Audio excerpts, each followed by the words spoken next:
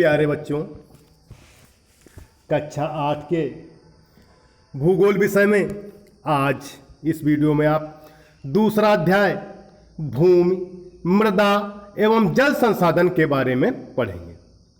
देखिए प्रस्तावना, किसी भी देश के आर्थिक विकास के लिए प्राकृतिक संसाधन बहुत महत्वपूर्ण हैं। किसी भी देश के आर्थिक विकास के लिए प्राकृतिक संसाधन बहुत महत्वपूर्ण है।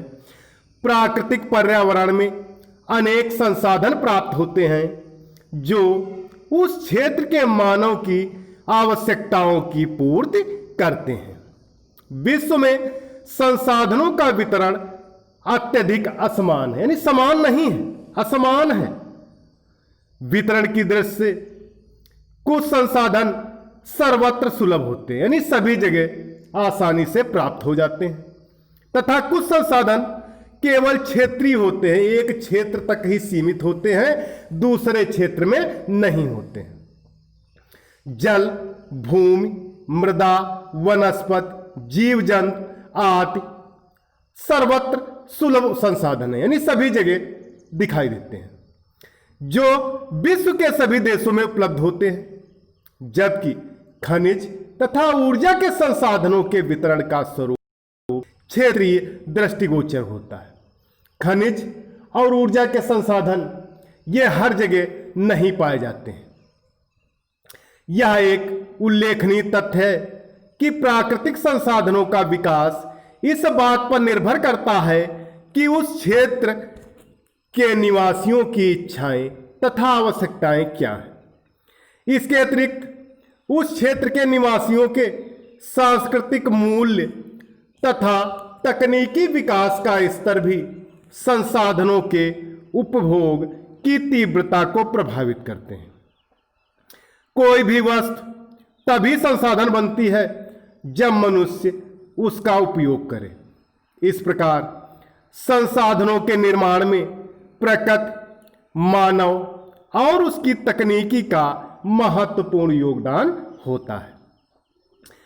संसाधनों का विकास तथा उपयोगिता इस बात पर भी निर्भर करती है कि उसका उत्पादन करने में कितने धन का व्यय हो रहा है, यानी कितना धन खर्च हो रहा है। यदि व्यय संसाधन का मूल्य तथा उससे प्राप्त होने वाली आय से अधिक है, यदि खर्च संसाधन का मूल्य तथा उससे प्राप्त होने वाली आय से अधिक है, तो उस संसाधन को प्राप्त करना अनुपयोगी तथा अनार्थिक सिद्ध होगा।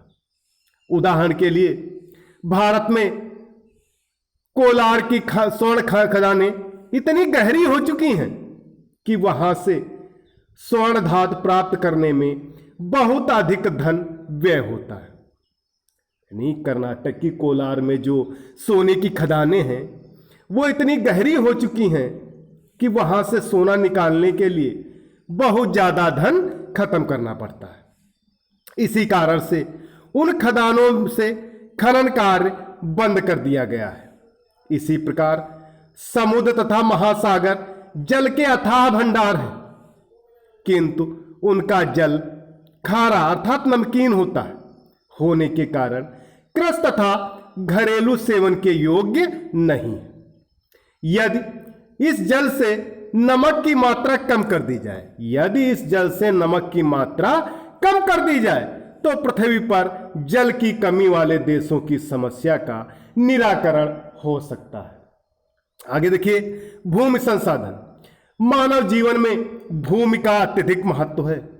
मनुष्य भूमि पर निवास करता है तथा भूमि में से ही वह अपनी प्राथमिक आवश्यकताओं की पूर्ति करता है। भूमि पर कृषि एवं पशुचारण से भोजन प्राप्त करता है। कृषि तथा पशु पदार्थों से वस्त्र बनाता है और आवास के लिए बस्तियां भी वह भूमि पर ही बनाता है। रहने के लिए बस्तियां भूमि पर ही बनाता है। परिवहन के लिए भी वह अधिक से अधिक भूमि का प्रयोग करता है।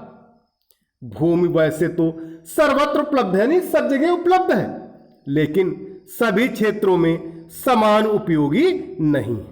सभी क्षेत्रों में भूमि समान उपयोगी नहीं होती है। अतः कुछ क्षेत्रों में भूमि का अधिक उपयोग किया जाता है, कुछ क्षेत्रों में भूमि का अधिक उपयोग किया जाता है, जबकि अन्य स्थानों पर कम उपयोग होता है। तो प्यारे बच्चों, आज के लिए इतना ही। सभी बच्चे अपनी भाषा में लिखकर इसे ग्रुप पर डालें।